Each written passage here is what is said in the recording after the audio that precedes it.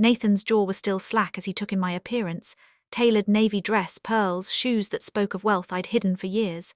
"Mom, you look different," he stammered, stepping aside to let me in. Jessica stood in the dining room, arms crossed, her face a mix of suspicion and unease. "Margaret," she said, her voice tight, "glad you could make it." Her eyes flicked over me, lingering on the pearls, the dress, the quiet confidence I'd kept buried. For the first time I saw a crack in her usual smugness. "Thank you for the invitation," I said, my tone polite but edged with steel. I took the same seat as before at the far end of the table, though this time the mismatched plates were gone, replaced with their best china for me too. A small concession, or perhaps Nathan's doing after our last talk. Jessica didn't waste time. "So what's this about you being rich? Nathan says you've got millions. Is this some kind of joke?" Her voice was sharp, but there was a tremor beneath it, like she was trying to convince herself it wasn't true. "No joke," I said, folding my hands.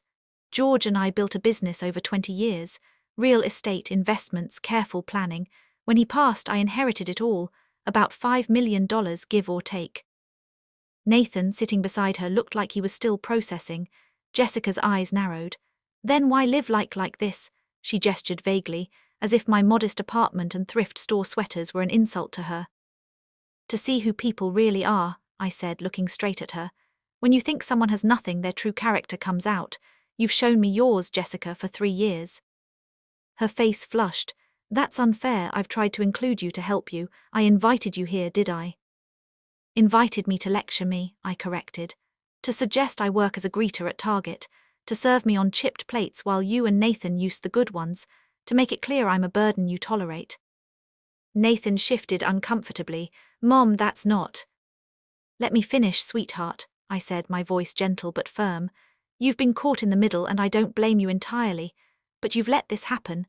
You've let your wife treat me like I'm less than nothing and you've stayed silent." Jessica slammed her hand on the table. "This is ridiculous. You can't come into our house and accuse me of—" "Your house," I interrupted, my voice low and calm. "Let's talk about that. Did you ever wonder how you afforded this place on Nathan's salary? A marketing job that barely covers your shopping sprees." Jessica froze, Nathan's brow furrowed. "What do you mean?" he asked. I leaned back, letting the moment settle. "I bought this house for you as a wedding gift. I've been paying the mortgage through a property management company. You thought it was your own doing, but it's been me all along." The silence was heavy. Nathan's face went pale and Jessica's mouth opened, but no words came out. You paid for this," Nathan whispered. "Every month," I said. "And the car you drive, Nathan. The connections that got you your job. George and I built a network over decades and we used it to give you a start. But I needed to know if you'd value me without all that." Jessica found her voice, though it was shaky. "So what? You've been playing us, manipulating us, that's sick." "No," I said. "I've been observing. And what I've seen is a woman who's used my son's income, my family's legacy, to fund her lifestyle while treating me like a problem to be solved." "That's not true," she snapped, but her eyes darted to Nathan, seeking rescue. He didn't meet her gaze. "Jessica," I said, "you told me to get a job. Let me return the advice. You might want to start looking for one because this," I gestured to the house, "this ends now." "What are you saying?" Nathan asked, his voice hoarse. "I'm saying the free ride is over. I'm selling this house. You can buy it from me if you want at market value. No more secret payments, no more strings." Jessica laughed, a brittle sound. "You can't do that, this is our home." "Legally, it's mine," I said.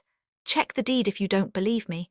And Nathan, you need to decide what kind of man you want to be, one who lets his mother be disrespected, or one who stands up for what's right."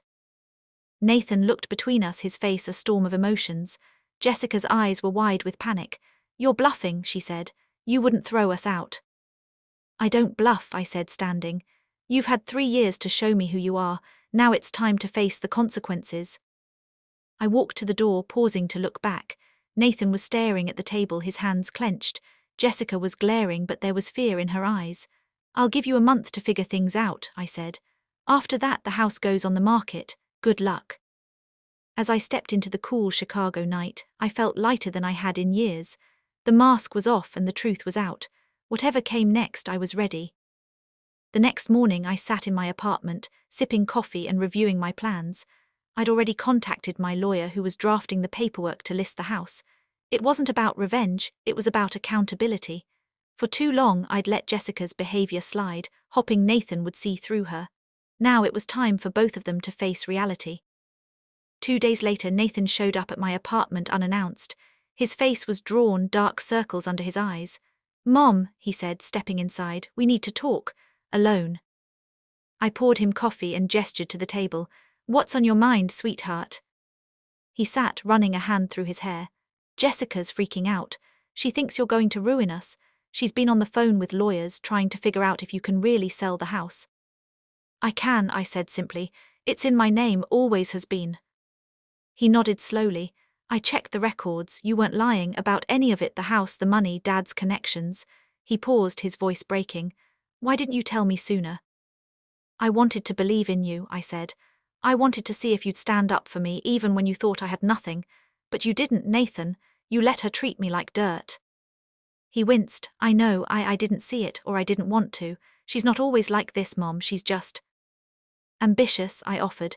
"Entitled, or maybe she's just someone who values status over family." He stared at the table.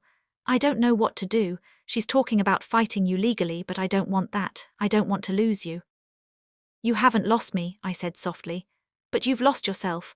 The boy who used to bring me flowers, who'd sit and talk with me for hours, he's still in there. I need you to find him again." He looked up, eyes glistening. "What if I can't?" "Then you'll have to live with the choices you've made," I said. "But I'm giving you a chance. 1 month, figure out what matters to you. If you want to keep the house, you'll need to buy it. If you want to keep your marriage, you'll need to decide if it's worth saving." He nodded, wiping his eyes. "And Jessica?" "She's on her own path," I said. "I've given her enough chances. Now she'll learn what it's like to stand on her own." After Nathan left, I felt a pang of sadness but also resolve. I'd raised him to be better than this, and I still believed he could be. But Jessica, her time to coast on my family's generosity was over. A week later, I got a call from my lawyer. "Margaret, the house is ready to list. I've got a realtor lined up, and we're looking at a market value of about $750,000. You sure about this?" "Absolutely," I said. "Give them the month I promised, then put it up." That evening I walked to a nearby cafe, one of my quiet luxuries, a place with perfect cappuccinos and a view of the Chicago skyline. As I sat, I thought about the past 3 years. The thrift store clothes, the small apartment, the careful facade, they'd all been worth it to see the truth. Jessica had revealed herself and Nathan was at a crossroads. Whatever he chose, I'd be okay. I'd built a life that didn't depend on their approval, and that was freedom. The next day, Jessica showed up at my apartment, uninvited. She stood in the doorway, her usual polish replaced by something desperate. "Margaret," she said, her voice softer than I'd ever heard, "can we talk?" I gestured to a chair. "What do you want to say?" She sat, clutching her purse. I didn't know about the house or the money. I thought you were struggling. I was trying to help in my own way." "Your way," I said, "was to belittle me, to make me feel small while you lived in my house, spent my son's money, and acted like I was a burden." She flinched. "I didn't mean it like that. I wanted us to have a good life. Nathan and I were trying to build something." "On my back," I said. "You've never worked a day in your life, Jessica. You've relied on Nathan just like you accused me of doing. The difference is I've earned everything I have." Her eyes welled up, but I wasn't moved. "What do you want from me?" she asked. "Accountability," I said. "You have 3 weeks left. If you and Nathan want the house, come up with the money. If not, it's gone. And maybe think about what you're bringing to this marriage, because right now it's not much." She stood, her face hardening. "You're cruel." "No," I said. "I'm done being kind to people who don't deserve it." After she left, I felt a strange calm. The truth was out and the pieces were falling into place.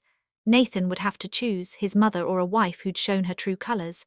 Either way, I was no longer invisible. 3 weeks later, the house went on the market. Nathan called me the day the sign went up. "Mom," he said, his voice steady for the first time in weeks, "I've made a decision." I leaned back in my chair, ready to listen. "I'm all ears, sweetheart." "I'm leaving Jessica," he said. "I've been thinking about what you said about who I used to be. I don't like the person I've become with her. I want to be better. For you, for myself." My heart swelled, but I kept my voice even. "That's a big step, Nathan. Are you sure?" "Yeah," he said. "I've already talked to a lawyer. And I don't want the house, not if it's tied to all this. I want a fresh start."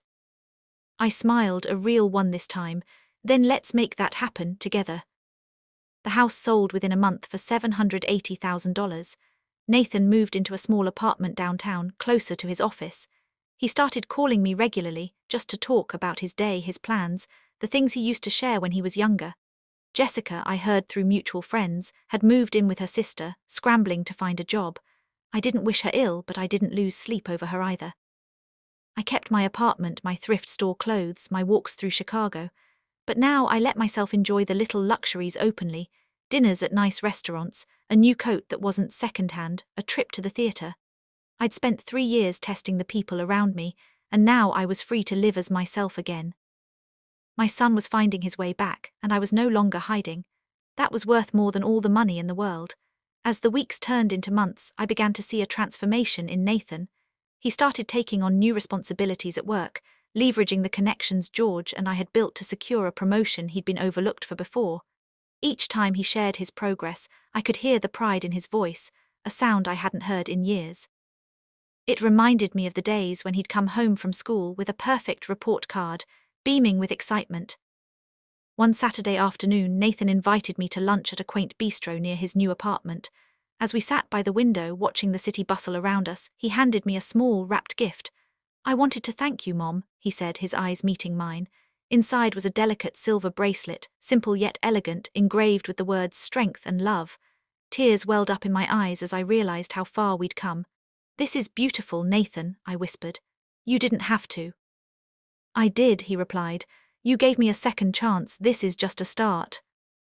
That evening I wore the bracelet as I walked along the Chicago River, the city lights reflecting off the water. I thought about George, how he'd always believed in Nathan's potential, and how his legacy lived on in both of us.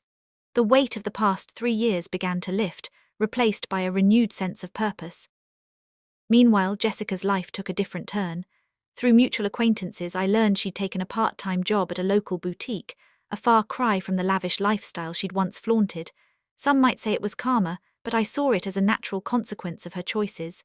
I didn't revel in her struggles, but I didn't feel compelled to intervene either. She had her opportunities to change, and now she was writing her own story. As winter approached, I decided to invest some of my wealth into a cause close to my heart, supporting widowed women in Chicago who, like me, had faced their own silent battles. I partnered with a local nonprofit to create a fund that provided financial literacy workshops and small grants, ensuring they had the tools to rebuild their lives. The first event was held in a community center just before Christmas, and seeing the gratitude in the attendees' eyes filled me with a warmth money couldn't buy. Nathan joined me at the event, volunteering his time to help set up. As we handed out materials, he leaned over and said, "I'm proud of you, Mom." Those words, simple yet profound, cemented the bond we were rebuilding. We spent the holiday together, decorating a modest tree in my apartment, laughing over old family stories, and planning for a future where trust and respect were the foundation. By spring, Nathan had settled into his new life. He started dating again cautiously and invited me to meet his first new friend, a kind-hearted woman named Claire who worked as a nurse. Over coffee one Sunday, I watched them interact, noting the genuine care in her eyes. It gave me hope that Nathan was finally choosing people who valued him for who he was, not what he could provide. As for me, I began to travel more, using my wealth to explore places George and I had always dreamed of: Paris, Tuscany, the coasts of Maine. Each trip was a celebration of my independence, a reminder that I'd reclaimed my life. I sent Nathan postcards, little notes about the sights and sounds, and he'd call to share his own adventures in return. One evening, as I sat on a balcony overlooking the Mediterranean, I received a message from Nathan. He'd been promoted again, this time to a senior role, and wanted me to attend the celebration dinner. I booked my flight back to Chicago with a smile, eager to see my son thrive. The dinner was held in a grand hotel ballroom, filled with colleagues who toasted to Nathan's success. As I watched him give a heartfelt speech, thanking me for the foundation I'd given him, I felt a deep sense of fulfillment. Back home, I continued my work with the nonprofit, expanding the program to include mentorship for young entrepreneurs, another nod to George's legacy. Nathan often joined me, sharing his marketing expertise, and together we built a community that honored resilience and hard work. Years passed and my apartment became a hub of laughter and love. Nathan married Claire in a small, intimate ceremony by Lake Michigan, and I gained a daughter-in-law who treated me with the respect I'd always deserved. They had a child, a little girl named Grace, who filled our lives with joy. I watched her grow, teaching her the stories of her grandfather's wisdom and her grandmother's strength, ensuring the family legacy would endure. One crisp autumn day, as Grace and I walked hand in hand through a park, she asked, "Grandma, were you really rich all along?" I chuckled, kneeling to meet her eyes. "Yes, sweetheart, but the real treasure was learning who loved me for me, and now I have you." She grinned and we continued our walk, the past a distant memory, the future bright with promise. As the seasons changed, my life grew richer in ways money couldn't measure. Grace started school, and I became a regular volunteer at her classroom, reading stories and sharing lessons from my own journey. The children loved hearing about the secret millionaire grandma, and I found joy in their wide-eyed wonder. Nathan and Claire welcomed a second child, a boy named Ethan, and our family gatherings grew louder and more vibrant. I watched with pride as Nathan balanced his career and fatherhood, a testament to the man he was becoming. I decided to write a memoir, capturing the lessons of those 3 testing years and the redemption that followed. Titled Unseen Wealth, it detailed my experiences, the resilience I'd cultivated, and the importance of knowing one's worth beyond material things. The book gained traction locally, and I was invited to speak at community events, where I met other women with similar stories. These connections deepened my commitment to the nonprofit, and we launched a nationwide initiative, connecting chapters across the US to empower widows and single mothers. One summer, Nathan surprised me with a trip to Tuscany, a place I'd raved about after my travels. We stayed in a villa overlooking rolling hills, and for the first time in years it felt like a true family vacation. Grace and Ethan ran through the vineyards, while Claire and I cooked together, laughing over burnt focaccia. Nathan took me aside one evening, handing me a photo album he'd compiled, pictures of our journey from his childhood to Grace's first steps. "This is our story, Mom," he said. "Thanks for never giving up on me." Tears streamed down my face as I flipped through the pages, seeing the evolution of our bond. Back in Chicago, I framed the album, placing it on my mantle as a daily reminder of our resilience. The nonprofit flourished, and I established a scholarship in George's name at a local college, supporting students from underserved communities. Each award ceremony brought new faces, each story echoing my own, and I felt George's presence in every grateful smile. As I entered my late 70s, my health remained strong, a blessing I attributed to the peace I'd found. Grace and Ethan grew into curious, kind-hearted kids, often asking for stories of my travels or the big house secret. I'd laugh and tell them, weaving in lessons of integrity and love. Nathan and Claire's marriage strengthened, and they opened a small marketing firm, hiring young talent and giving back to the community we'd rebuilt together. One winter, as snow blanketed Chicago, I hosted a large family dinner. Nathan, Claire, the kids, and even some of the nonprofit mentees who'd become like extended family. The table was laden with food, laughter filling the room as Grace helped Ethan with his mashed potatoes. I looked around, my heart full, and whispered a silent thank you to George for the foundation he'd given us. The bracelet Nathan had given me gleamed on my wrist, a symbol of the love that had carried us through. As the years rolled on, I began to think about my legacy beyond money. I worked with my lawyer to create a trust, ensuring that Nathan, Claire, and their children would be secure, while also setting aside funds for the nonprofit to continue its work indefinitely. I wanted my wealth to serve a purpose, to lift others as it had lifted me after those dark years of testing.